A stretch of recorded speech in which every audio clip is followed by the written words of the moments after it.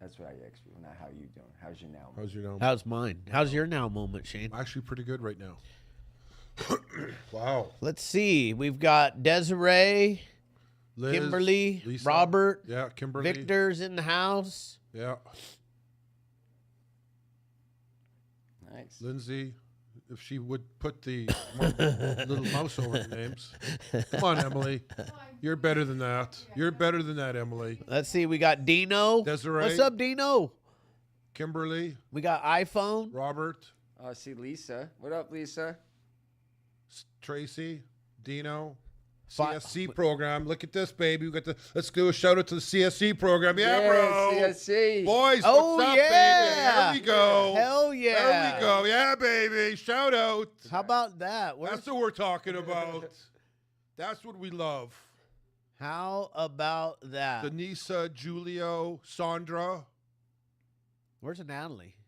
Natalie's sitting in her chair. Where? Right there, bro. Right in the She's middle. right there. Hollywood Square, she would be the Right in her host. chair.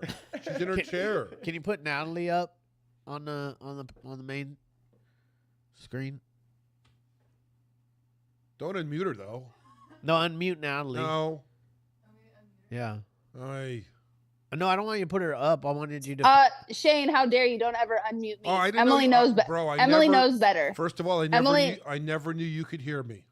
Okay, I would never I'm say always- that to you. I'm never. I am always listening, and you have to think it's always 2 against 1. But now I got Emily, so it's 2v2, baby. I would never do that to you ever. He- Is she still on? Mike, hello. I'm sorry that I'm missing you in studio, but I know. I'm, Well, you're not I'm really excited. because we have this person right here.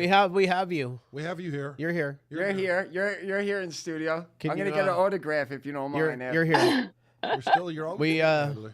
We got you here live in studio. Yeah, baby. I love it. I'm always there. 38. Yep. Victoria, hello, Julio or Julio, I don't know. Julio, Victoria Q. Huh. Lindsay, I think I might know who that person is. Fire Tablet. Ian, what's Ooh, up, I Ian? think. Ooh, you know what?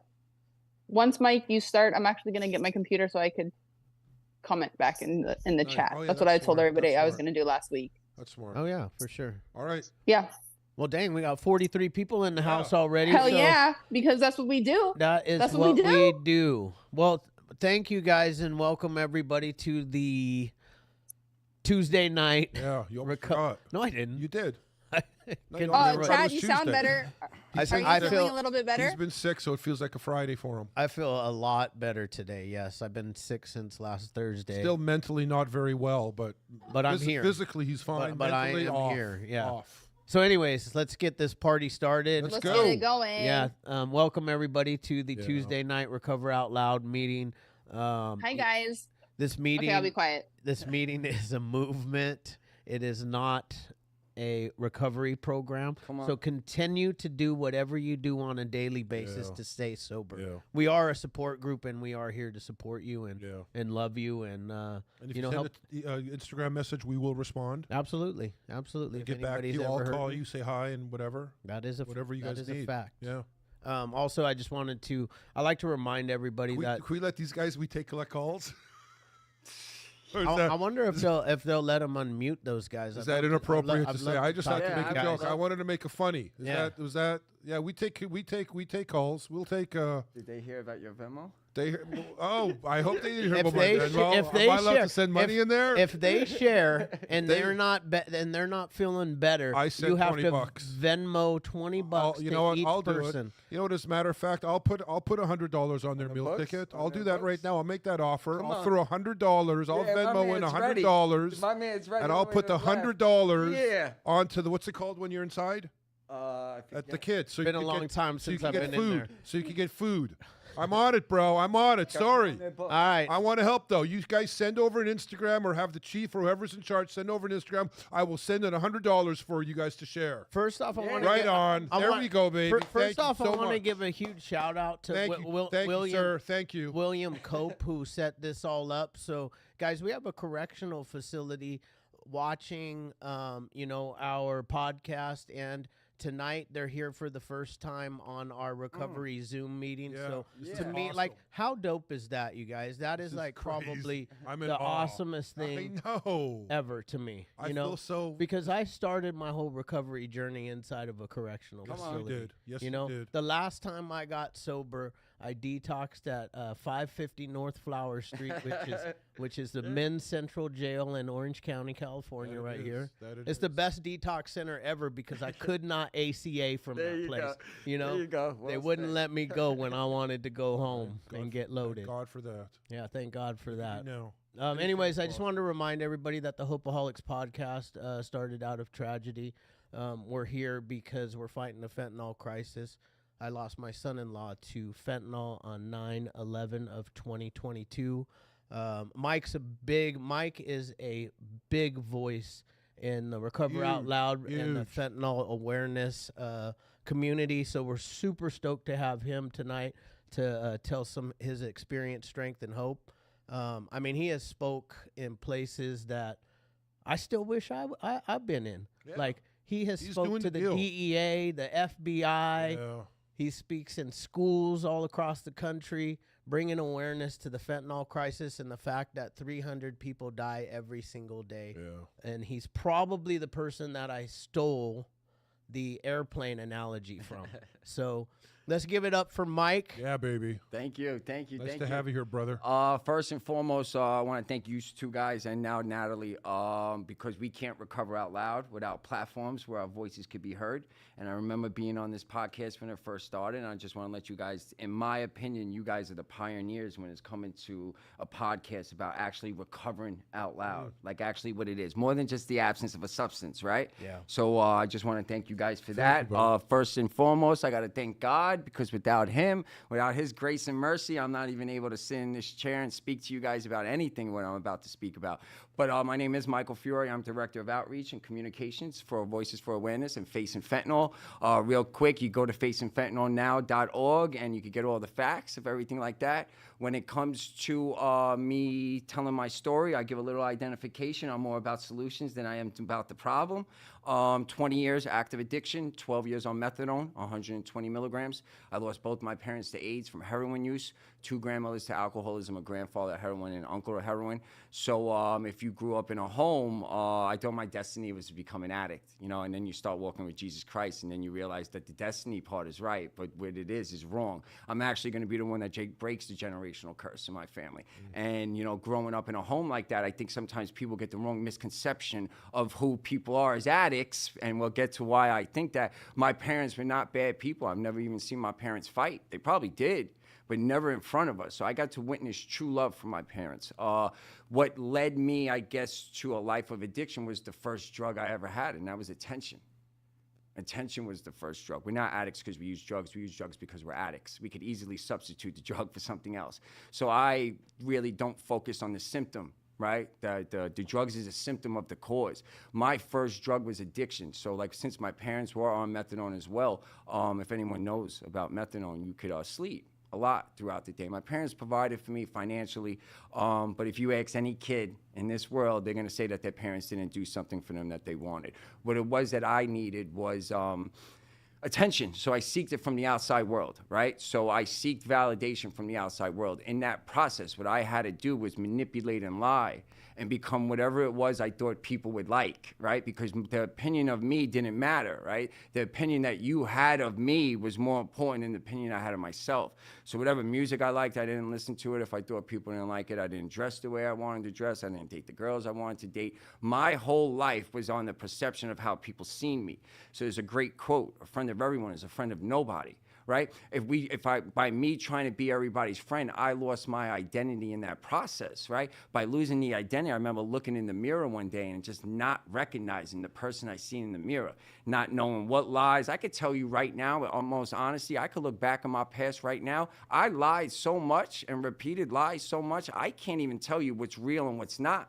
From the past. That's how much I like. My manipulation was so intense, I would predetermine questions that you would ask of my bullshit story so I could actually have an answer quick enough for you to believe the bullshit story, right? I was so invested into my addiction. Why? Because I was determined. right? Determination is when we're pulled to something, right? A lot of times I think in recovery, we're searching for motivation.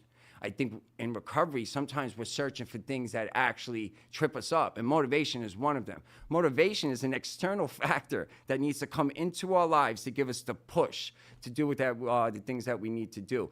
By looking for motivation and not finding motivation, you know what I did to myself? I actually demotivated myself because I was searching for motivation. I'm searching for an external factor, just like my identity was always attached to things outside of myself. The car I drove, the money, everything was outside. So therefore, the connection that I needed to make was outside. It wasn't inside. And if I'm not walking within the spirit, right, and I'm walking in the flesh, our choices reflect our spiritual nature. An active addiction, I'm spiritually bankrupt. My choices reflect that. It's very easy for me to go do things to people and not think twice. I'm a little more spiritually fit today. I can't even throw garbage out on the floor because when I go to do it, I get such a conviction. But in active addiction, I was able to do so much. I think the recovering out loud, right, needs to be more than just a bunch of us being in a public place doing it together, right? What I believe recovering out loud, the necessity of it. One is so people don't die in silence. Two, and this is the biggest part, is to kill the stigmas associated with addiction. Think of all the stigmas that are associated with people like us. I can't even get mad at the world because all I'm doing is showing them my addiction and then I'm getting in recovery and I'm keeping it a secret. How is that recovering out loud? That's not recovering out loud. We need to show every aspect of this, right? We're real good at, myself included, real good at showing the accolades, right? We're real good at the 30 to 60 to 90. People's society is not going to understand the struggle unless we actually let them see the struggle and how we work through the struggle and how we help each other through the struggle. In my opinion, that's recovering out loud. We need to bring our recovery to the public like Jesus brought the church to the people. Right? We need to bring more of it to the public to break stigmas associated with addiction. Too, we're talking fentanyl real quick, right? How is this 10-year-old kid going to hear your story if you're only doing it in a room anonymous? Because those are the kids that are dying. We're not dealing with heroin. We're not dealing with alcohol no more. But what we are dealing with, these kids are going to the drugs for the same reason you and I went to these drugs. Loss of identity, of family trauma, everything. We had the opportunity to make that choice because we had time to learn the right choice. There is no time right now with fentanyl to learn the right choice. Like Chad was saying, every 5 minutes someone is dying, right? So we use this word overdose. It's not an overdose. By saying overdose, I think we're actually making this problem worse. The definition of overdose means the excessive use of drugs. My partner, Andrea Thomas, executive director of Facing Fentanyl, lost her daughter to a half a pill. Is that an excessive use of drugs? Also, by saying overdose, are we applying this such thing as a safe dose? Because if I could overdo something, I'm also now thinking there's also a safe way to do it, like there was with heroin. Plus, if I'm a 10-year-old kid, you know what I'm saying? If I hear overdose, why am I going to think going to pick a pill up off my friend is going to kill me? We're speaking about it in the wrong kind. It's a straight poisoning. The more we say overdose, the more we're making society think that it's a drug addict's problem. Leading cause of death to 18 to 49, not just addicts. Leading cause of death, 18 to 49 in our country right now. Every 5 minutes in COVID, within 3 days, we knew hand sanitizer, mask, and 6 feet away from each other. This has been out 7 years, and you're telling 120,000, you and I both know that number is fucking bogus, right? Because not everything's being investigated. That's the only ones they had on paper. So if they're telling us $120, you got to know it's way more than that. So maybe it's not your problem. Maybe it hasn't hit you directly yet. But I'm telling you right now, there's going to be a ripple effect of losing a whole younger generation in our country. Our politics, our justice system, our law enforcement, our educational system, our medical system. Who do you think's coming up behind us to make sure that this country stays the way it is? Because it ain't us. We on our way out. And the ones that are coming behind us are the ones that are getting wiped out. So I don't see how we're in a day and age, and I'm not saying me personally, my perspective is a lot different. I never worked a traditional program. I never opened up the book of NA, AA, anything. I found my spiritual awakening while learning about the logic and the science behind addiction. So it made me realize what a spiritual awakening is. Spiritual awakening occurs when you're walking in your truth. Look at the steps. The steps help us get honest with self and others, right? So once I started to learn the science behind addiction, because if you never did, I actually suggest it, right? Because you actually start to see that maybe you're not as cursed as you think you are. Maybe you're not as bad as you think you are. Maybe there's something actually going in our mind chemically that makes it so difficult. And I'll give you one example. The brain, right? The central nervous system is designed for survival. Our brain takes it that when we're comfortable, we could survive. We use the drugs and the drink to be comfortable. We reprogrammed our brain to thinking that the drug or the drink is our survival mechanism, not knowing that the drug and the drink is killing us, right? So then when we decide to stop doing the drug or the drink, you want to know why it's so difficult? Because our brain is telling us to go to the drug even though we're in recovery trying to get off the drug, trying to get better. We reprogrammed our brain. So once I understood that, then I started to look into things, right? Our thoughts, right? The more you repeat them, the more they become a belief. Keep saying to yourself that maybe you could do just one. You're going to start talking about doing just one. Then you're going to think you could do just one. Then you're not doing one no more. Now our character is an addict. Whatever we think becomes reality. 1,000%. Manifestation is 1,000%. But not to go off track too much. But the recovering out loud for me is the only way that I get to see what I went through has a purpose. Period. All things work together for good for those who are called to his purpose. All things. Philippians 4:13. I could do all things through Christ who strengthens me. Right? So where's your source of information? I'm not telling you to go find Christ. I'm not telling you to do any of that because that's not what I think a Christian does. But I do want to know, where is your spiritual nature? Like, where is it? Like, what are you holding on to? Where's your source? For me, without no spiritual foundation, I live on my will. And the last 20 years shows that my will doesn't work. So I changed my whole philosophy on recovery. It's not about me trying to learn who I need to be in recovery. I don't know who that person looks like. And if I don't know what he looks like, and I can't really have an imagination, so therefore I don't have a vision. And if I don't have a vision, then what am I striving for? I changed it, especially early on. It's not about who I need to become in recovery. It's about me learning who I am in active addiction and not acting like that person today. Because check it, if I'm not acting like the person I am in active addiction, I automatically, without even trying or even think about it, become the person I need to be in recovery.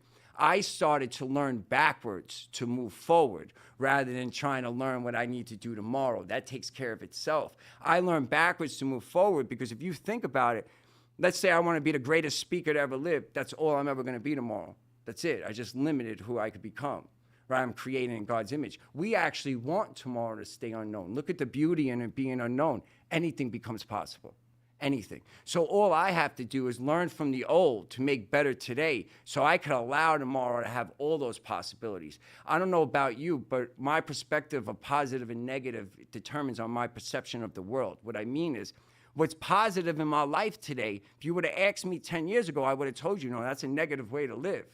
Because getting high was all I knew. So recovery was negative to me. You talk to me today about it, using is negative, right? So the positive and the negative is on the perception of it. This isn't about doing it right or wrong. There's no such thing, in my opinion, about doing this right or wrong. Recovery is not a right or wrong thing. I don't understand how people, or some of us in communities, make this a dictatorship. What works for you works for you. You don't get to push your values on somebody else. Because I'll tell you something right now, recover out loud, right? The definition of recovery means to become to a normal state of mind and body. The second definition, to regain control of something lost. Check this out. I use the drugs and the drink to actually be of a normal state of mind and body. I actually use the drugs and the drink to actually gain control of my emotions. So under those two definitions, you can't tell someone they're not in recovery if they're on an MAT. You can't tell somebody if they're on recovery if they got the needle in their arm. Because we're trying to recover, we're just using the wrong tools. There's so much division in our community because who has to be right and who has to be wrong? Who really cares at the end of the day? Isn't it about getting people's lives better? This isn't right or wrong. This is fall and get up.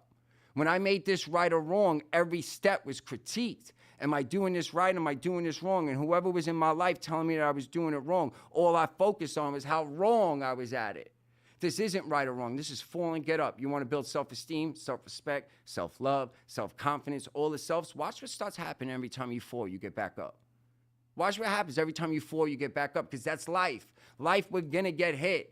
We have to learn from it, right? My recovery is based on me finding success in my failures, period. How do I find success in my failures? By learning why I'm not succeeding. Failure is no longer a definition of confirmation of who I am as a person. It's no longer a definition of my capabilities or my abilities. Failure is just showing me that I need to change the plan, not the goal. So often or not, I fail at the goal, I change the plan. No. I'm going to find success in my failures, right? F-A-I-L, first attempt in learning, right? So my definitions of words needed to change in order for me to understand how to live a better way. My definition of failure is going from, it's not the opposite of success. It's on the path to it. My definition of success, going from failure to failure without losing enthusiasm. That's true success. I used to attach my recovery to the things that I would acquire. So my recovery was based on the things that I was receiving. That's why it never lasted. We have to become the person that could acquire and then keep. My recovery was always based on the things that I was getting. If I was getting things and I was doing good in recovery, that's not recovery, right? That's not what this is. I need to work on the character of the person that could actually get that. Act as if, fake it until you make it. Listen, I'm a group facilitator. I don't mess with those terms. What do you mean fake it until you make it? I faked my whole life for 20 years. Faith it until you make it. Don't fake the person that you're acting, hoping you become that. Believe that you're that person today and actually be that person today. There's power in choice. God gave us choice. There's power in it. We chose the drugs. There's power in it. We have the power to choose not to do it. The longer that we don't think we're making choices and decisions and why our life is where it is because we're not taking responsibility, the longer our lives stay there. That's what I realized. There's no more blame in the world. There's no more playing the victim. There's none of that no more. I make a mistake, learn, and keep going. Look at our active addiction. Our mistakes didn't stop us in active addiction. You ever get caught boosting? Did I stop you boosting? Did you ever like shoot up wrong or cut the drugs wrong or whatever it was? Lie, manipulate, steal? No, we're not good at it. How do we get good at it? We practiced it. So that's all this is. This is a practice. Not practice makes perfection. Practice makes improvement. There's no such thing as perfect.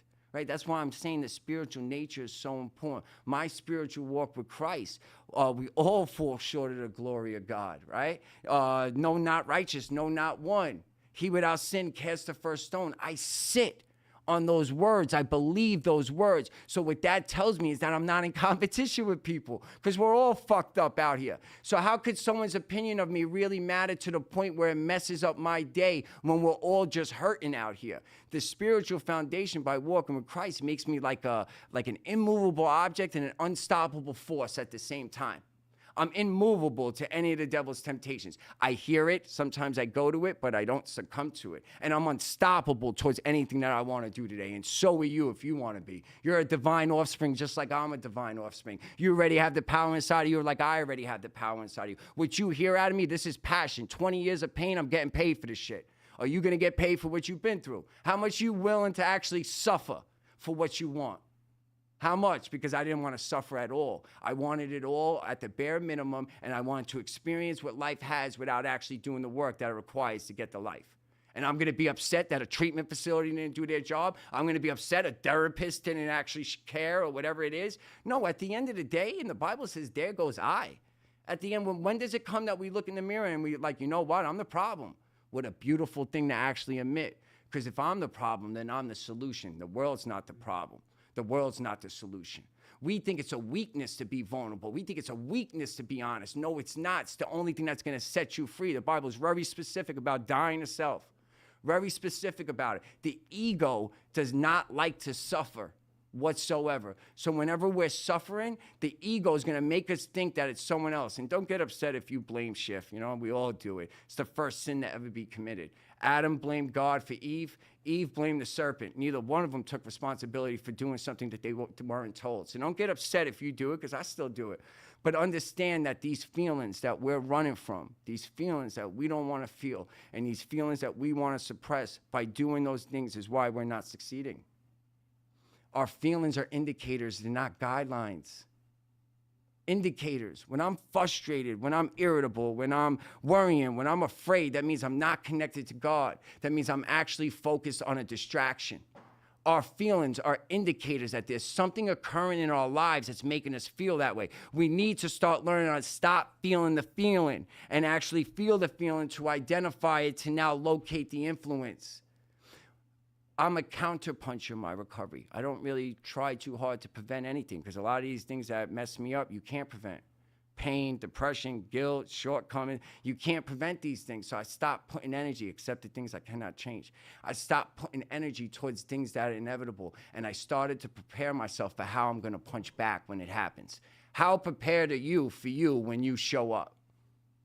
That's what it is for me. How prepared am I for me? Because the addict version of me, as far as how I think and speak, that person ain't never going nowhere. That person always going to be with me. So for me to actually think that I could beat that person where they never come back, understand the monkey's off the back, right? But the circus is always in town. It's always in town. Once we start thinking that it's not in town, that's when the monkey's back on our back. Right? So I'm a counterpuncher. I allow life to hit, and I've changed my reactions. Just think this for a second. Let's say we just stop a couple of the same mistakes we've been repeating. Just a couple. How much energy, time, and focus that will give us towards things that we could actually do. Just a couple, right? Because mistakes only happen once. It's like spoiled milk, right? If I drink spoiled milk right out of the refrigerator and I don't smell it, that's a mistake. I put the milk back in the refrigerator and drink it tomorrow. I made a decision. I had to take the responsibility that I'm making the decision to keep doing the same shit over and over and over again. There has to come a point in this when we look in the mirror and we're straight honest with ourselves. Because if I'm not honest with ourselves, I'm faking it until I make it. I'm real good at having the personality recovery. I'm real good at getting people to see I'm in recovery. How much of the character, though, is being built in recovery? So faith it until you make it. Believe that you could be that person today and be that person today. I really want to know what's stopping you from being the person you want to be. What's stopping you? I watched this movie in treatment, Dangerous Minds, with Michelle Pfeiffer. And she kind of gave me this crazy perspective. So like on the first day of school, she's teaching in the inner cities, not a great school. I believe she gives all the kids an A on their first day of school. These kids have never got an A in their life. She gave them the A and she said, just don't lose it. So I heard that in treatment. You know what I did? I took the same concept and I put it to recovery. I already have the recovery I always want. Just don't lose it today. Imagine if we were a little more focused on that instead of trying to focus just for success. Because why I always failed in recovery is because all I ever was focused on was success. I was never focused on sabotage. I learned this lesson a few months ago. Be careful what you say yes to. Because what we don't realize is that everything that we say yes to comes with distractions, no matter how good the yes is. A new job is going to bring distractions, coworkers, traveling, money in your pocket. So I was saying yes to all these things, not realizing all the distractions that actually come with a yes, and then got hit with it all at once. So what it made me start thinking is that we're always preparing for success, but we're never preparing for the sabotage. So I don't just educate myself on how to do this right. I actually stay more focused on how I could ruin this today, because at the end of the day, I'm the only one that's going to ruin this. There's nobody else that's going to ruin it. I'm going to interpret something or have a weird perspective of something that's going to trigger thoughts, that's just going to trigger more and then keep going. The definition of relapse means the deterioration of improvement, not the use of the drug or the drink. The use of the drug or the drink is a result of the relapse. It's not the relapse. Deterioration and improvement. I'll give you an example of my life. When life used to get difficult, this is what I used to do. Stop making my bed. There's one relapse. Not brushing my teeth. There's another relapse. Not washing the dishes. Another relapse. Late for work. Another relapse. Because that's deteriorating my improvement. Then it leads to the point, look what happens now, right? I'm not doing my responsibilities. So now I'm not creating dopamines. I'm not creating dopamines because I'm not having progression. I'm actually getting depressed because my subconscious knows I'm not doing what I'm supposed to be doing. So look what happens. I get to the point where now the drug or the drink is the only thing that's going to bring dopamines into my life and make me feel better. Deterioration of improvement. I've gotten better at finding deterioration quicker. That's it. I still deteriorate, right? I still have insecurities. I'm still jealous at times. I'm still angry at times. I'm not a perfect person, not from it, even though I'm a legend in my own mind at times, and I like to walk around like I'm the shit. At the end of the day, I ain't no better than anybody else, right? But what happens is when I start to try to figure this out for myself, and I'm not just prepared for me and I want to understand the world, the Bible's very clear. Do not seek your understanding. Submit all your ways to him and he will make your path straight. Watch what happens when I seek my own understanding. When I seek my own understanding for something and I can't find it, if you're like me, I'm making up my own answer, right? And most of the time, my own answer isn't good. But when I'm seeking understanding, the first thing that comes into my life is confusion. I'm confused now. Since I'm confused, I'm complaining. After I'm complaining, now I'm doubting. After I doubt, now I'm miserable. After I'm miserable, now the ego has to come in because the ego doesn't want to hurt. So the ego's like, let's go do this so we could blame everybody. And then the pride comes in and I don't ask anybody for help. Just for seeking my own understanding. Our pain isn't meant I feel, for the world to understand. Our pain is meant for the world to feel. There's a difference between the two. We're supposed to share our pain. That's the recovering out loud. Once we understand our pain and understand what causes the pain and understand how we can get wiser through our pain, we share our pain. Once we share our pain, we realize that our pain was never for us. Your pain isn't for you. Your pain is meant to help the people that God has prepared for you to help by saving you through whatever it is that you've been through. Our pain has purpose. The purpose in the pain is sharing the testimony. That's how God gets his existence. People believe in God when they see miracles like us. People believe in God when they see the things that we're able to do from who we used to be. And then we get to witness his grace.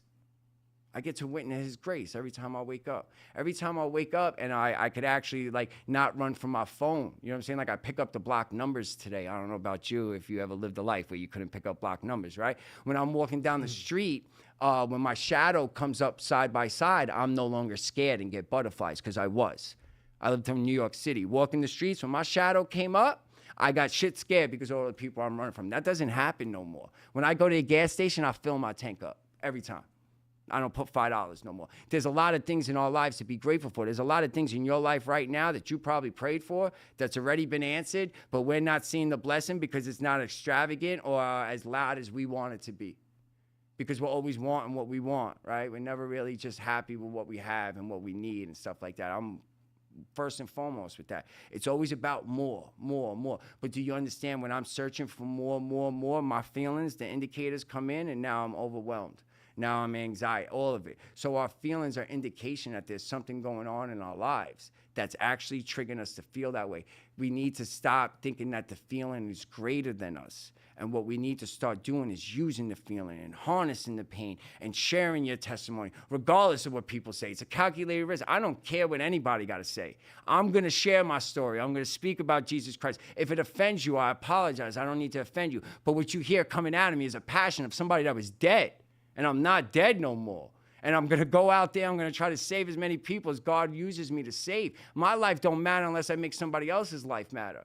Like, this isn't just like a dog and pony show for me, right? Like, this is my life. This is what's keeping me alive. When I was in active addiction, I fucked up so many people's lives. There's people not here today. My parents have never got to see this version of their son. I blame my parents for my addiction my whole life, for everything. They've never got to see this version of their son. Every piece of my success is bittersweet because I can't call my mother. I can't call my father and be like, look at me now. So what am I going to do? I'm going to complain? I'm going to cry about it, oh, poor me? No, I'm going to use that pain and make sure that every person that meets me from this moment moving forward gets to meet the version of their son that they never gave up on, period. I can't make amends with certain people, all right? Nobody's going to get to see that version of me ever again. Recovering out loud is more about the drugs and the drink. The recovering out loud is trying to get people to identify with our pain so we could show them that there's a better way, because if an addict could do it, they could do it, period. The struggle becomes admired when you overcome it. Struggle becomes admired. I'm admired because I'm in recovery. I wasn't admired because I was in active addiction. My active addiction is what keeps me in my recovery. My active addiction is what keeps me in my recovery because it's no longer darkness. It's an investment. My active addiction is a blessing. It became an investment.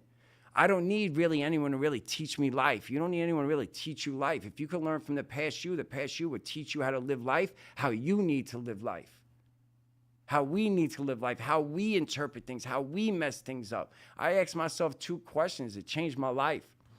When things get difficult, what am I doing to make this difficult? Second question, what am I not doing that's making it difficult?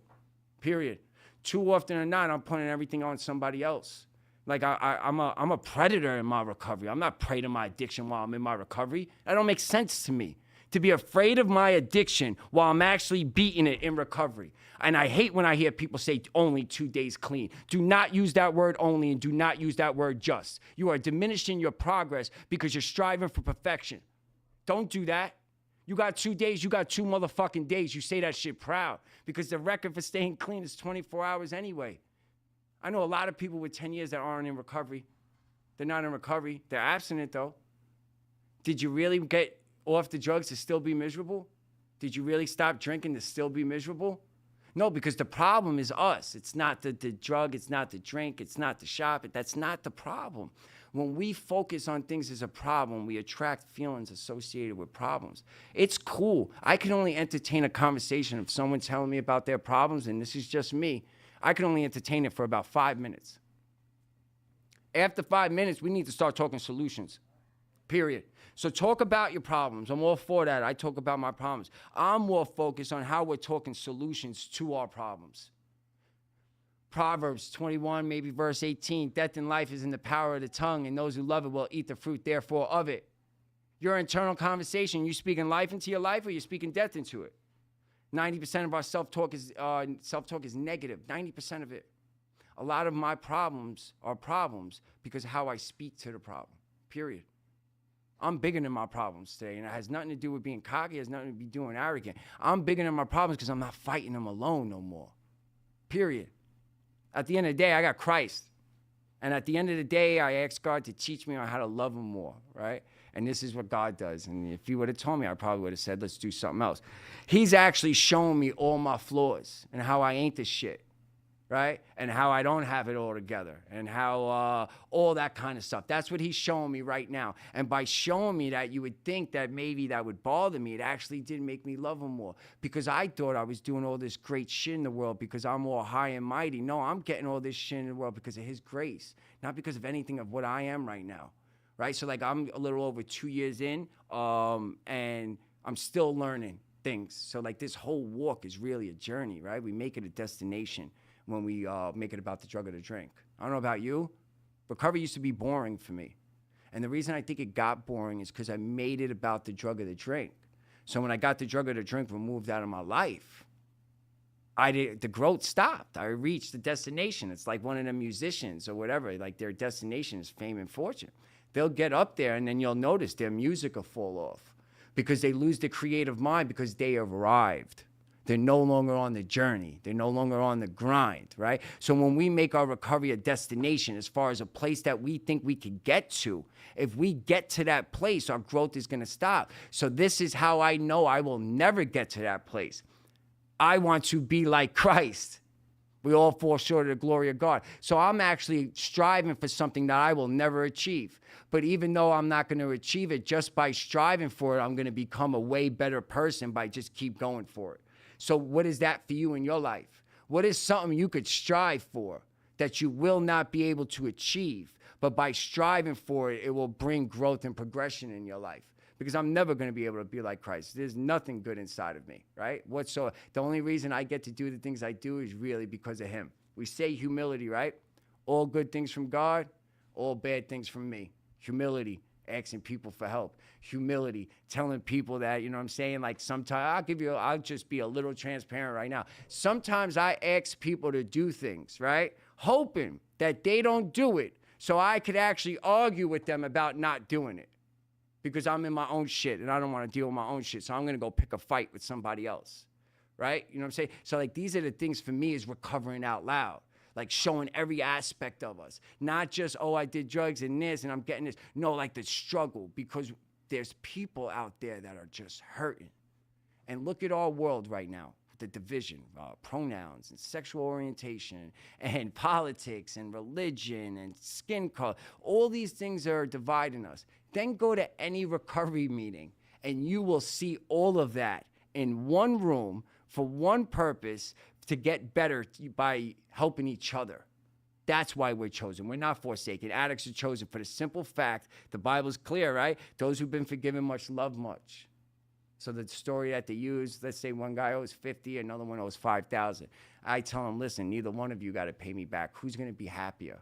The 5,000. The fact that we went through the things that we went through and did the things that we did is the main reason why we're the ones that are meant to love on this world. Because when you accept forgiveness for all that we did, we now have unconditional love for anybody doing anything negative. We will not judge because we've been forgiven for the things we've done. This is how it's working. Like I truly believe, like with Chad, like this is a movement. 100% this is a movement. Recover out loud however you want to recover, right? But it needs to be out there, but more than just the drugs or the drink, right? Because that's where the stigma is holding. It's that there's the drug or the drink, right? No, we need to actually talk about what we've been through and actually get people to identify with us. So basically my thing is I'm bringing it to the public. right? We were ready, you know, the room started, we needed to be anonymous. The more of us that come out and actually make it more mainstream, there's people that you wouldn't even think that are in recovery that will start coming out and actually do it. There's a great quote: society gets better when the elderly plant trees in which is shade they will not sit under. What seeds do you want to plant? What seeds are you going to plant for a tree that you will never see being grown? I'm going to try to make it a little bit easier for someone to come out and actually talk about what they're going through. Not talk about drugs or drink. Talk about what they're going through so it doesn't even lead to the drugs or the drink. Because that's what it is. These kids need to hear us. We need to be in schools. We need to be in prisons. I do not stop. Like, you could tell me no all you want. The more I hear no, the closer I am to a yes. If I told you you're 5,000 no's away from getting everything you want, how quick do you want to hear them 5,000 no's? What's stopping you from going for what you want? It's nothing more than just us. That's it. I'm the only one that stops me. Because look at my active addiction. I'm the only one that could get it done when I needed it. How many people were you able to rely on when you were going through withdrawal on the floor? No, I had to get up and I had to go do something to get that. So I already have it in me, all our skills. I do not believe that, you know, I heard the term, what's one thing, you got to change everything. I do not believe that. I believe there's only one thing that needs to change, because change everything is a little too much. One thing you need to change, your mindset. Our mindset dictates the way we think, the way we feel, and the way we behave. Right, so we need to be on a certain mindset in order to be the lifestyle mindset and a way of living of an addict. Before we could change anything, the mindset and the perception of what it is that's going on has to change. Treatment, recovery has to stop being a result or a punishment. I used to take treatment and recovery as a punishment for my actions. The last time I went into treatment, it was an opportunity to make it better. Just by me looking at it different changed the whole thing. So what I realize is what the world that you're living in, I'm living in, Shane and Chadwood, is not out there. The world that we're living in is in here, and our eyes are a mirror reflection of the world we create in our mind. How do I know that to be true? I'm on the same planet I was in 20 years active addiction, but I do not have the same perception of reality no more. So what changed? My mindset changed. Our thoughts become words, our words become actions, our actions become habits, our habits become character, our character becomes destiny. Destiny was the last thing. Thoughts was the first thing. Our thoughts are creating our destiny. I'm a little more conscious of my internal conversation. And when things happen, what I'm saying to myself after that happens. The whole recovering out loud, it's for me, it's gonna be more than just about us. Like, it's really something that I think the world's waiting for it, basically, because fentanyl has opened up the door for government agencies to have to start talking to people in recovery, period. I get the great opportunity to actually give impact meetings, right? So like Chad was saying, DEA, Homeland Security, FBI, Customs and Border Control, HIDA, and the list goes on and on. And what I do is I get the opportunity to go before them and actually tell them what the recovery community could provide to help them and assist them with people on the streets so they don't have to criminalize addiction.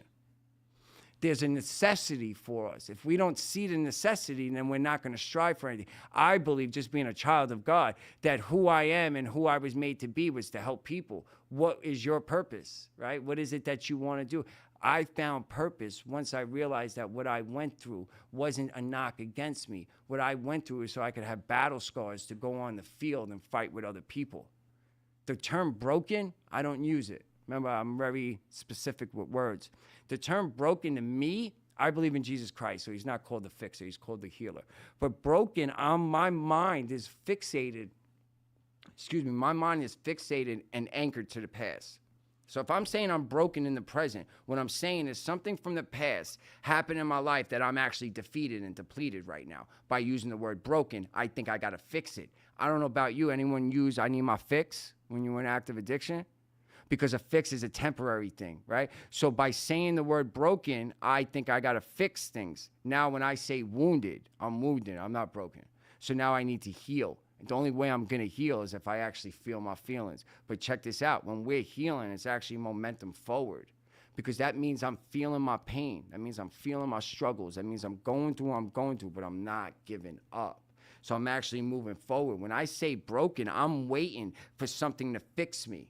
So I'm waiting for somebody or something to come in my life to make me better. Or I'm waiting for the day to have motivation to just fix my life, right? So this whole thing for me is perspective equals potential. That's it. I have to change the way I see things based on how things happen to me. A lot of lived experiences. We've all been through some tough shit, some rough things.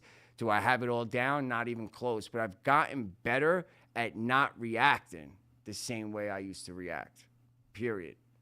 Things get me upset. I'm a little bit slower before I get angry and actually get it. I actually get better after I miss out or I don't learn things. So if there's anything that you guys get from this, it's the spirituality part of it, please. Spirituality is our relationship with reality. So it doesn't have to be God. It doesn't have to be Jesus. It doesn't have to be any of that. To be a spiritual person, everything is happening for us. Non-spiritual, everything is happening to us. If we could see value in what's happening for us, then we will find something out of it. I seen value in what the drug brought in my life, so I was willing to do anything for it. I'm not saying chase this like you chase the drugs. I don't educate that. The only reason I don't educate that is because when I'm chasing things, I cut corners. I think we're supposed to attract our recovery. I don't think we're supposed to chase it. What I mean is I think we're supposed to be like a magnet and have it come to us based on what we're doing for us and working on us. The more authentic I get, the more vulnerable I could possibly get, the more opportunities that I actually get in my life, believe it or not. The more I problem solve, the more opportunities I create for tomorrow. I think we need to attract our recovery, right? We want it to come to us. I don't want to chase it, right? So we want it to come to us. So like, how do you play offense in your recovery? Because I used to always feel like I was always on the defensive. Like I'm always just playing defense, right? I'm just trying to block everything. Boom, boom, boom, boom, block it. You don't win the fight by blocking things. Like you're going to have to throw punches. So what is some calculated risk that we could take in our recovery? Like we're going to have to take risk. We can't just do the bare minimum. You're not going to get it, right? Like effort equals success. Like, so we can't get upset that if we don't have success, we have to look at the effort that we're putting towards it. Not that we can't succeed. Maybe we just got to try a little bit harder. Failure should, whatever failure you had up until this point, as far as staying in recovery, do you understand that that's where all my success was? All my success was in my failures. Now, all I do is learn from them failures today, and now I'm just a little bit more successful than I was in the past. That's it. Not uber successful. I'm a little bit better, but I'm a lot better at learning, and that's what changed. I'm a lot better at learning. I'm not that great at listening. I probably could get better at listening.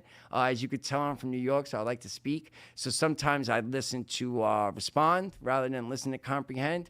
Sometimes you're talking to me and you said something and now I want to say something back. So I'm only being polite by looking you in your eyes, but I'm really not listening to anything else you had to say. I'm just waiting for you to stop talking so I can speak.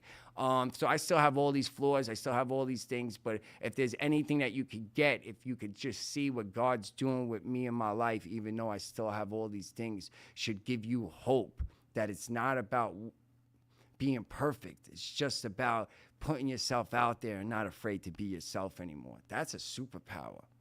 Authentic, being yourself. That's a superpower.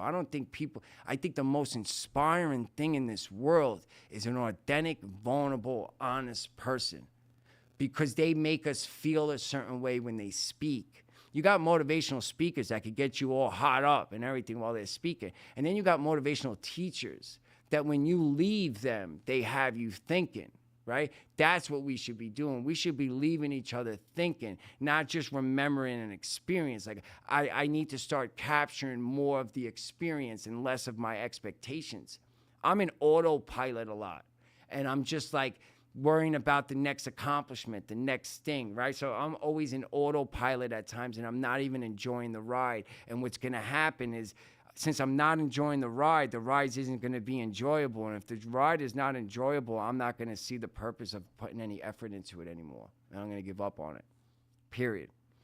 So like I'm always trying to, catch myself. As you could tell, I'm an overthinker, so that's not good either.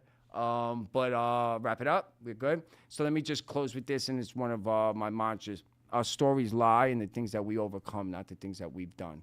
keep telling your story because it's not done being written yet. You still have that opportunity. Thank you for this opportunity, guys. Mike, Wow. thank you, buddy. Damn. Thank you. Really nice. Hang on 1 second. I just had to get off of the Instagram Yeah. Live. We had the most people hanging tight on Instagram Live ever as we ever have. We turned off the clock because Yeah, we have a 20-25 minute clock. But everybody was enjoying your share so much You 150. that we gave you the whole. Really? Yeah, Joel, our clock guy. He's the guy. Bottom right. Bottom. Top right. No, Top right. Okay. yeah, up there. Oh, He that's asked the group, should we turn off the clock? And one person hearted it, so we turned it off. Yeah. That's all it takes is one person, right?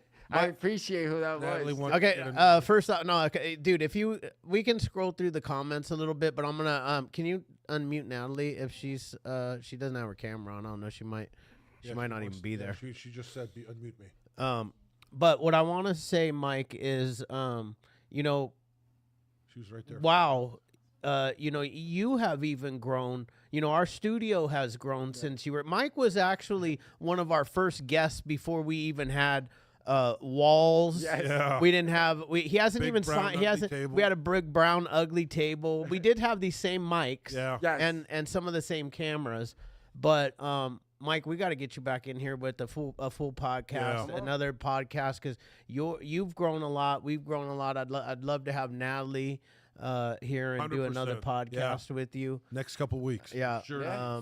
We'll check your schedule after the meeting. But damn, dude, that was a powerful message. You can scroll through and read these, Lisa, these love comments. you too. Thank you, Chad and Amy. Chuck, thank you. Chuck Zamzow. Yeah. Larissa Young has had her hat up. I mean, her hat. Her hat on, off Her hand up for for the last half hour. quite some time. Yeah, she wants to talk. And she seems like she really wants to talk. Yeah. She even got her clean date up on there. Let's She got go. 3/18/23. Is that what I'm seeing? 3/18. Put the back up. Yeah. Let's where's Natalie? She doesn't want to unmute. No, she's not unmuted. Oh, there's two Natalies. Oh. Where's the second Natalie? Natalie, which one do you want I see unmuted? one saying Natalie Eva Marie. Yeah, Oh, there's both There you go. Natalie Eva Maries. There she is. Third. I'm unmuting her though. She's not talking. they're unmuting the wrong one. No, I unmuted both. Oh, okay. Well, Larissa, you're up, man. We're gonna unmute you Yeah. since Natalie doesn't want to talk. Who's that handsome guy down there in the corner without a shirt on? Is that Tyler? He's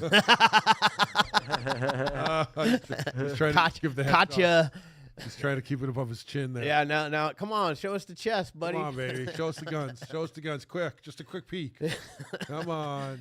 Larissa, are you unmuted? Yeah, I am. there we go. Sorry hi, about Larissa, that. Alcoholic.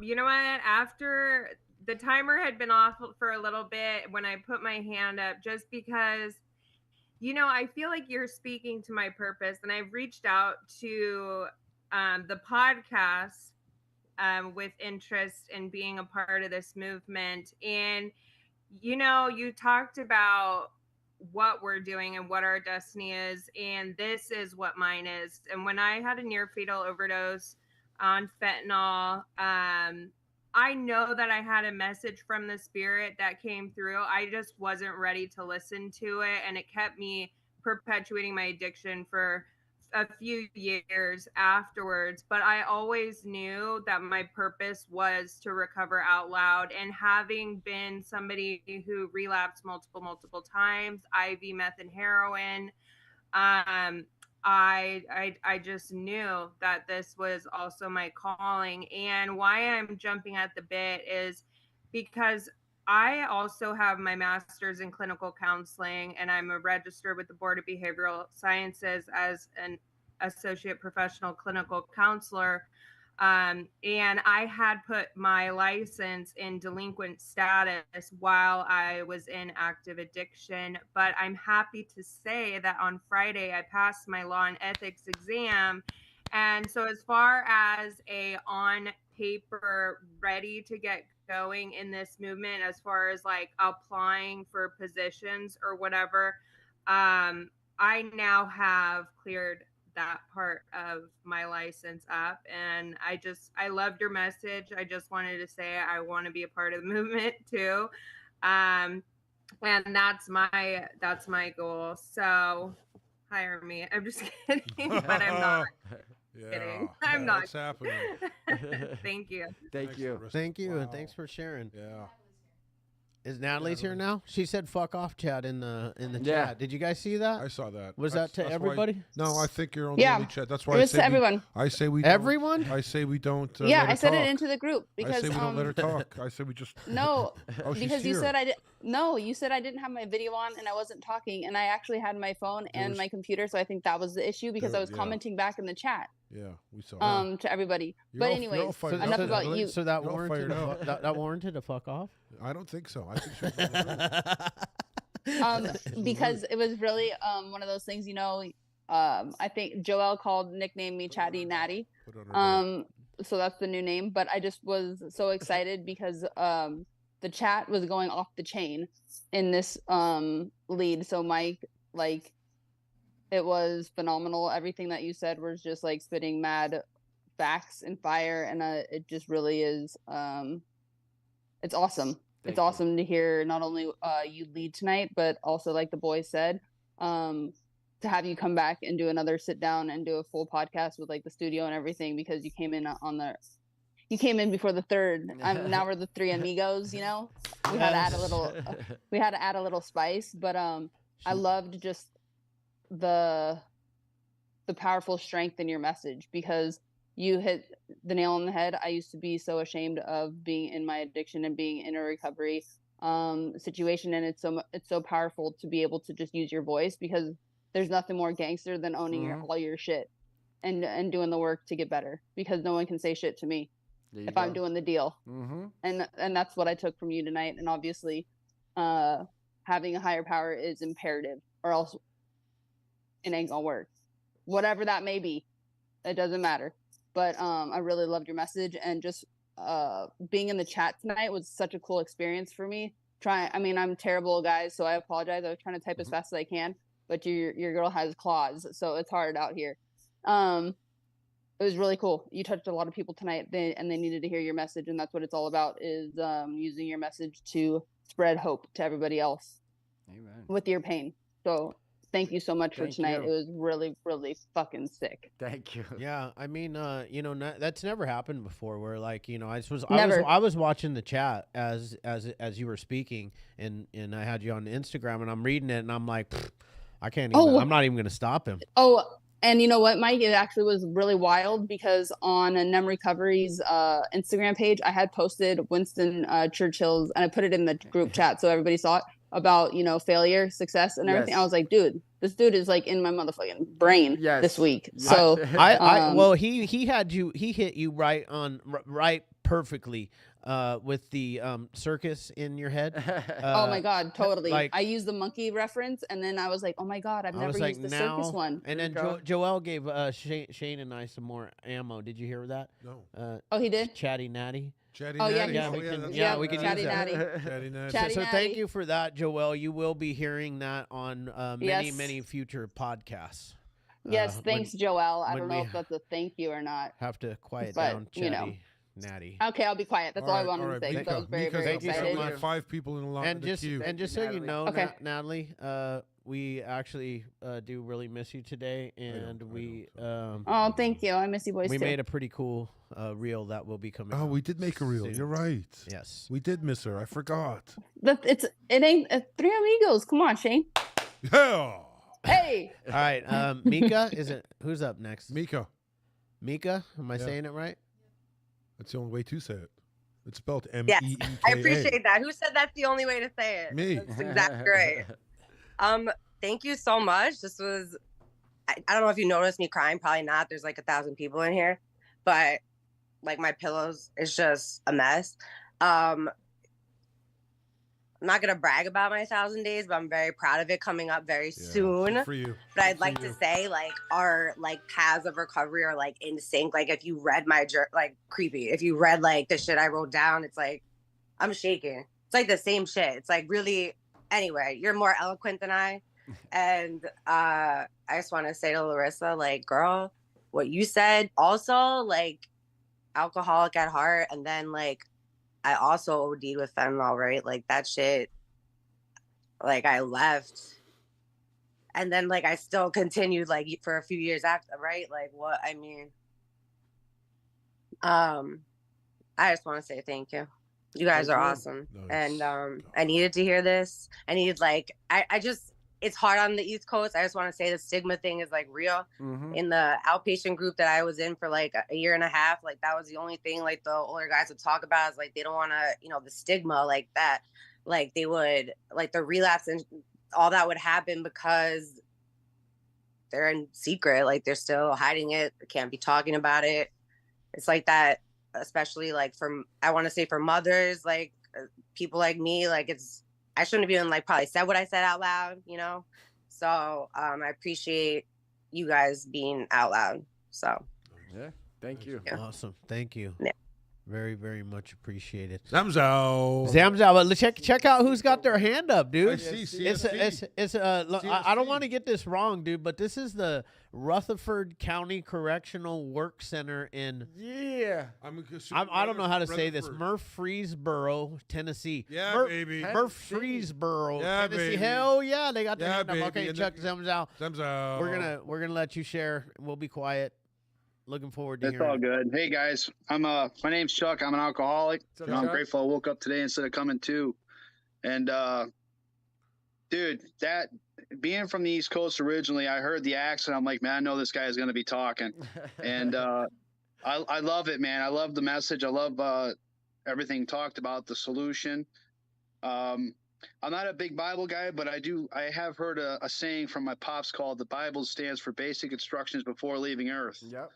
And you know, I believe that. I believe a lot of things in life. You know, I didn't listen to this tonight for no apparent. You know, things happen for a reason. Is the way I'm going to put it out. And you talked about character building tonight, and that's something I had to work on for a long time, and I still work on those things.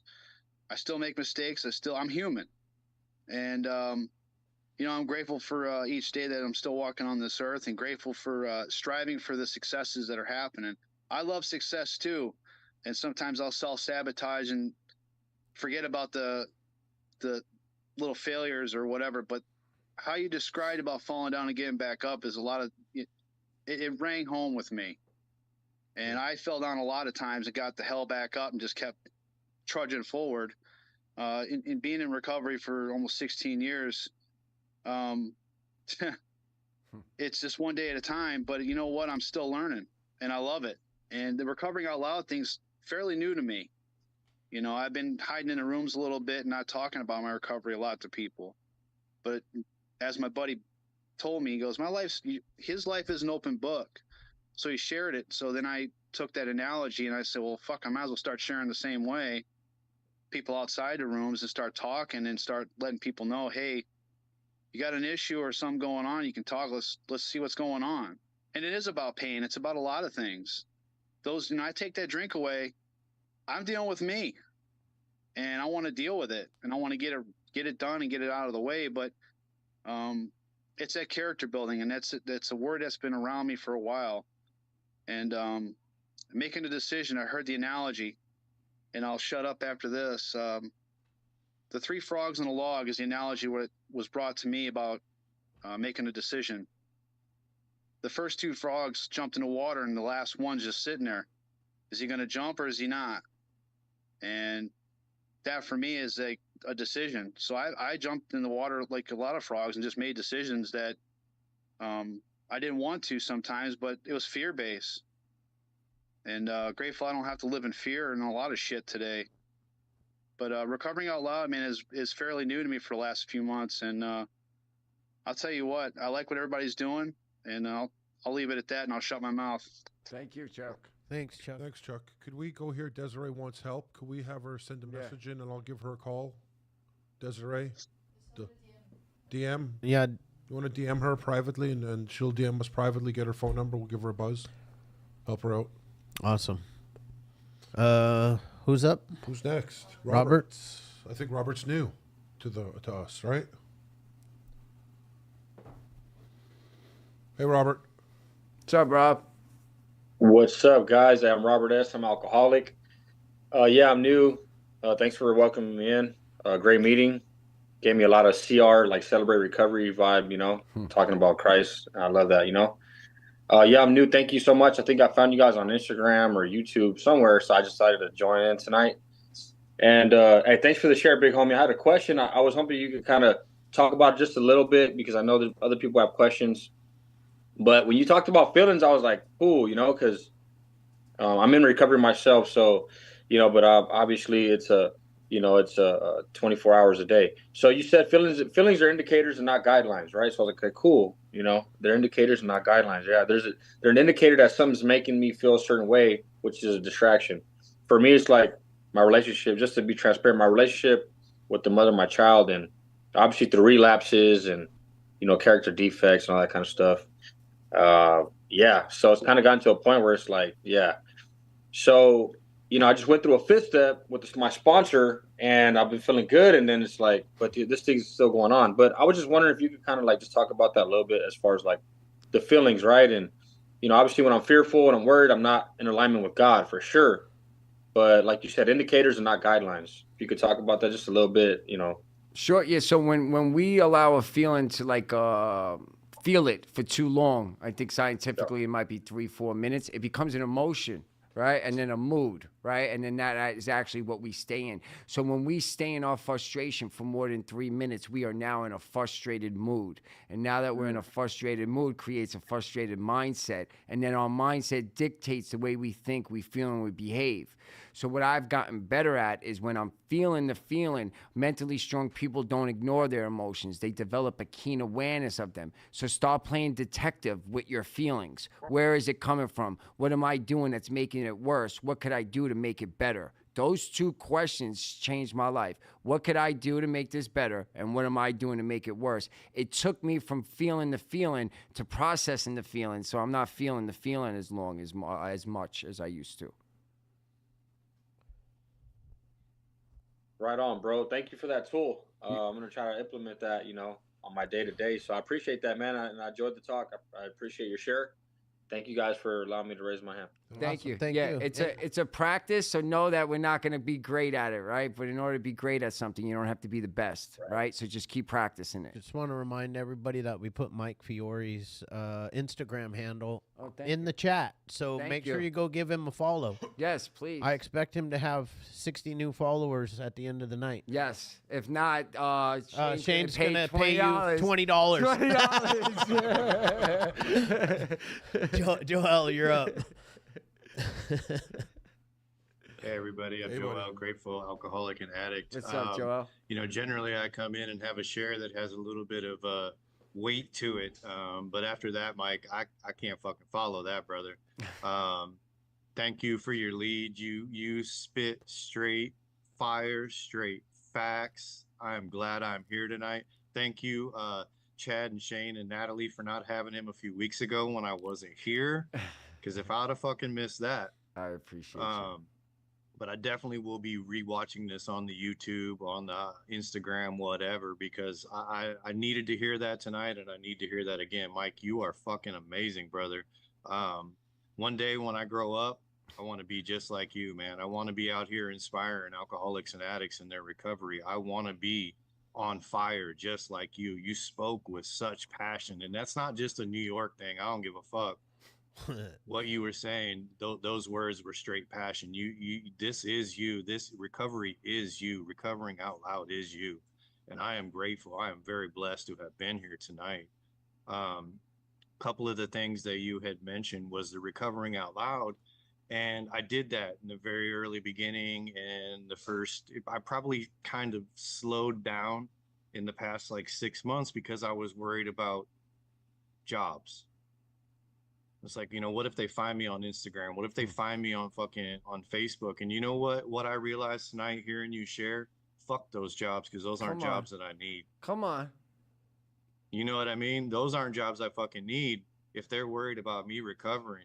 I could possibly be helping the CEO of some big major company save his son or his daughter or his wife or his own life by recovering out loud. And if they won't accept me for who I am, then fuck them. I don't need them either, you know? The other thing that somebody had mentioned a couple of months ago in another meeting, that really stuck with me, and I really wish it would have been, I would have heard this in the very beginning. You know, recovery isn't about how much time we have. Sure, I'm coming up on 2 years, which is fucking great. It's the most sobriety I've ever had. But it's really only about today. It's only about 24 hours. There's really the only what'd you say, something like there is no record for sobriety.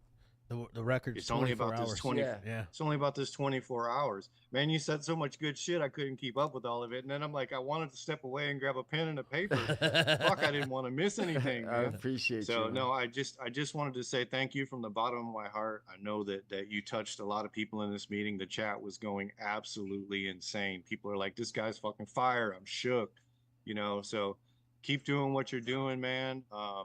And I definitely put an Instagram follow as soon as I saw the name in the chat. I was like, fuck yeah, here we go.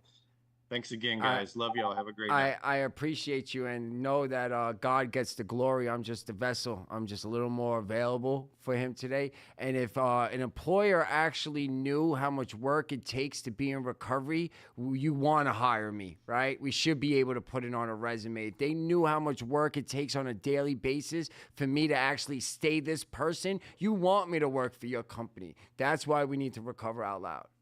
Yeah, a couple things I wanted to say real quick, just because I'm reading some of the chats. The meeting, the whole entire meeting, is uploaded onto our YouTube channel, the Hopeaholics podcast YouTube channel.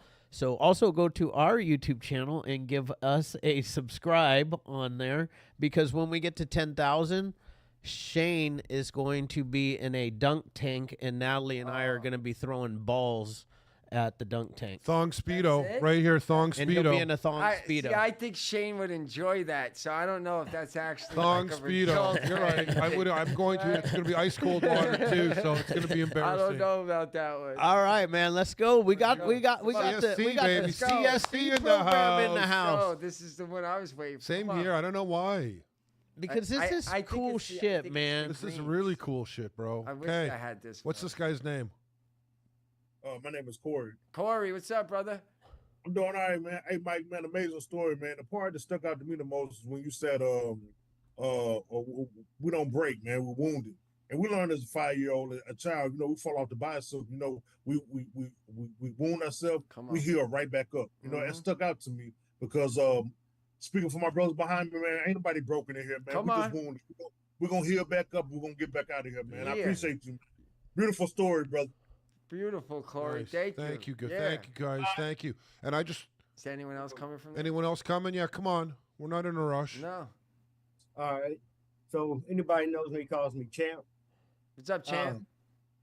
I have owned up to all my mistakes, so I'm gonna take pride in my accomplishments. Today is 903 days sober. Nice. Yeah. Nice. Good job, Champ. First and foremost, can't do it without my higher power. Come on. But I want to share something that you guys gave me, and I can't remember my man's name, but when I say stay humble, pray, you know who I'm talking about, right? Yeah. And I can't remember who said it, but it said you're one decision away from a different life. I said that. You said that. Yeah. Sure. So when I woke up in the Rutherford County booking, didn't have a fucking clue what I did the night before, the damage I caused, not just emotionally, but physically. I made a decision on October 20th of 2021. It's been 903 days. And nice. Couldn't have done it without, first and foremost, God, and then recovery and working with people. And man, I could probably shut down the program talking recovery because it gets me excited, gets my blood pumping. But I have other brothers that want to speak. Thank you. We'll be listening to you guys every week. Champ. Awesome, and we appreciate that so much. And I want to tell you guys the reason why I say that. A lot of times in recovery, and my sponsor and people used to say to me, you know, I'm one bad decision away from a relapse. And there's always the other side of the coin, man. I'm one good decision away from a better life. Come on. You know, so I like to turn things around Mm-hmm. and use the positive of it, you know, because like Mike said, man, it's a mindset. And I've always said, you know, they always say when you come into recovery, you need to change everything. But the truth is you only need to change one thing. And that one thing is your perception. That's it. And when you change your perception, everything else changes, you know? And it's true. Manifestation works. You can ask Mike. He sat in this room a little bit less, probably like 10 months ago. Mm-hmm. And I mean, you know, Shane and I are sitting here manifesting, and next thing you know, we get this amazing WWE wrestler as our co-host. Yep. Take us to a whole different level of life. And now we're being streamed live, and we're inside a correctional facility, That's which awesome. to me is the coolest thing It's the about this coolest whole thing. movement, man. fucking Because Mike is right. You guys are the soldiers, man, and we are the real deal. We're the chosen ones, man. We're the only one. We're the only hope left to save this planet. You know, this country. You know, we're so divided, but we're the only ones that can go in a room together, and nobody cares about your political views, your race, sexual identity, gender, creed, religion, or lack of religion. None of us care. Yep. You know, we just want to help each other heal. So, anyways, brother, you're up, and I'm sorry for taking up any more time. Oh, you're fine. My name is Logan. Hey, Logan. What's up, Logan? How y'all doing tonight? Really good, brother. So I like what Mike said about being the problem and the solution. And I also like what he said about not listening to what other people had to say about you, you know, not letting that affect you. Because a lot of times we like to count our failures. Mm-hmm. You know, other people like to keep up with our failures too. Mm-hmm. So that's what we count the most, but we need to start looking at, you know, the positive things we've done in life, our success. And that just helps us build more success as we go on. And it helps us forget, you know, not really forget the past, but then it empowers us to keep moving forward. Yes, it does. And so I appreciated everything that you said tonight. You know, it empowers me. I've been locked up 4 years, and I'm be getting out in 3 months. So I'll definitely be right here with y'all. Yeah. I appreciate everything y'all do. Fuck yeah. Thank you, brother. Thanks, man. Thank you for Appreciate what you it. shared. That was Appreciate deep it. too, brother. Yeah, man, and we're looking forward to seeing you on our Zoom meeting outside. Yeah, right. So, you know, we'll be looking for you in 3 months, my friend. That's guaranteed. Now, how many? Am I counting 8 guys here? How many guys are in the room? There's 8. 8 guys, so a party, $20 each. Is that enough for a party in there? Nah, that ain't enough. That What do you ain't mean? enough. You got to be putting like 100 a piece on there, like 800 up in there. All right, I'll donate some of it. It's All fine. right, Shane. let's go. $100 each. Yeah, there you go. That's a party. All right, $100 each for a party. That's fine. You guys deserve it. $800 coming your way. We'll Venmo you it. We ain't Venmoing. What are we doing? I don't know. We'll figure it out. We'll figure it out. I got a contact up in there. All right, that's fine. We'll figure it out. Done. Done. Nice little party. There you go, guys. We'll see you next Appreciate you guys. Tuesday. Yeah, man. Julio. Julio. Julio.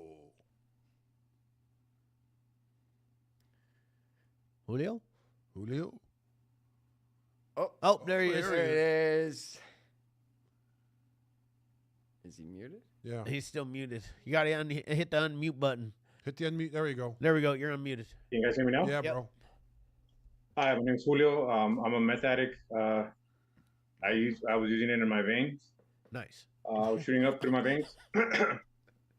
I just wanted to piggyback on the point that you guys had made about there's really only one thing that has to be changed, you know, and that's your perception. Come on. I know that in my own recovery, like I continued like making progress, but I kept telling myself that like I wasn't doing shit, you know, like sorry, I didn't mean to cuss, that I wasn't doing anything, that I wasn't moving forward, you know. I kept telling myself that like I was doing bad or that I was a bad person, but I had done a lot, you know. My addiction eventually led to where I was hearing things, you know, I was having auditory hallucinations. Mm. And that was like a very big, like, it was hard, you know, like when you're hearing things and then you have to like tell somebody like, hey, I'm hearing things that aren't there, you know. It's something that's very, very like, it's difficult. At least for me, it was very difficult to do, you know. But in doing so, I was able to get help, you know, and also like I think that it's one of the things that we need a little bit more awareness of, you know, like because in a lot of situations when you express something like that, the response that you get, it's very hurtful, you know, because people like they just want to like brush it off like it's a whatever thing. But if you spend all day, right, and in your head like you're hearing your mom get killed, your brother get killed, like them being tortured, like it's still.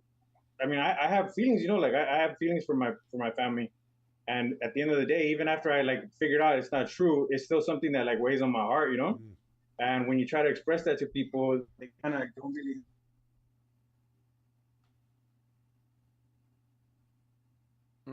Oh, We lost Julio, but too bad.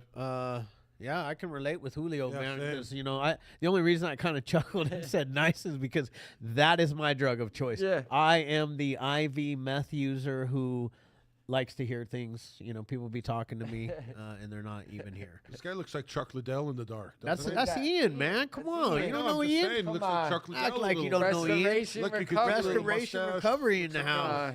Hey, Ian. What's up, guys? What's up, Ian? Wow, look at that, huh? It's loud. Yeah. Yeah, man. Hey, Mike, awesome, man. Thank you, Ian. Forever grateful for you, brother. The way you recover out loud is just an inspiration to so many, including myself. I sit in this meeting because it inspires me to do better, to keep growing, to keep reaching to new heights. So thank you for that. Thank you for this podcast. You guys are reaching so many people.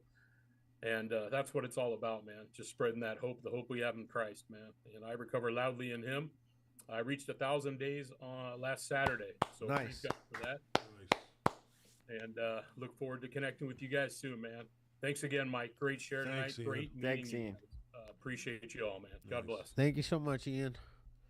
And last but not least, No, sir. Victor. What's up, everybody? Victor, addict. Thanks for your share, man. Thank you. What really, stuck out to me was how you talked about, the acting as if, or, faking it till you make it. And I like you, I faked a lot of shit. And I've just come to tell myself, instead of faking it till I make it, I gotta face it till I make it, right? Step up, do the work, right? Whatever it takes, right? Because I went to great lengths to, get my shit. But yeah, just, instead of, being a poser, right? Because, I faked a lot of things. I faked that I was sober for the longest time, shit, and lying to myself.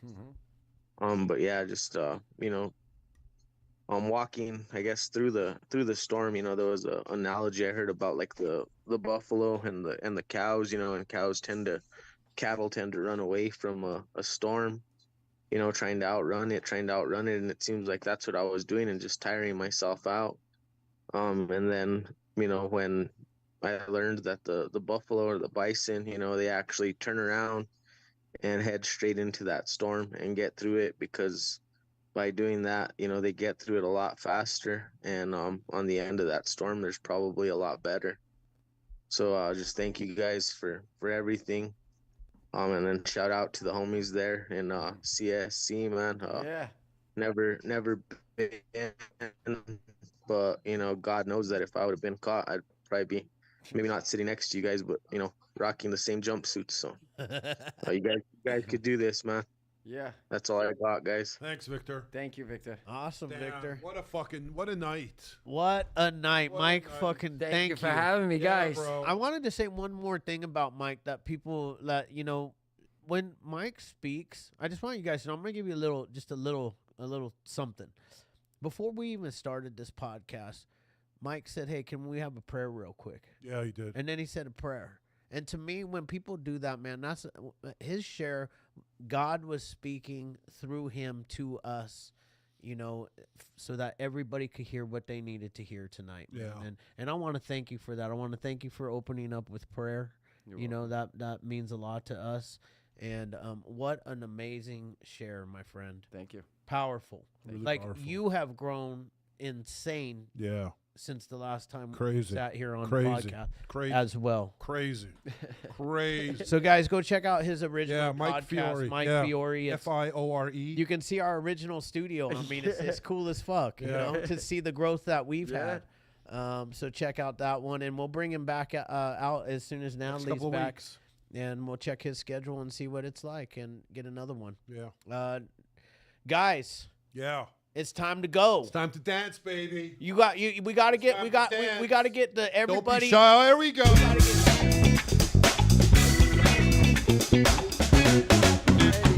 Yeah. Yeah, that was awesome. All right, guys, we're going to pray out, and we'll see you all next week. guys. Oh, don't forget about Weekly Wins on Wednesday. Yeah. It comes out tomorrow. Weekly Wins on Wednesday. Yeah. We had a lot of losses this week, so there wasn't a lot of wins. Yeah. All right, guys. God, grant me me the serenity serenity to accept the things that cannot change, the courage to change the things that can, and the wisdom to know the difference. Amen. Thanks, guys. Thank you, guys. See you next week.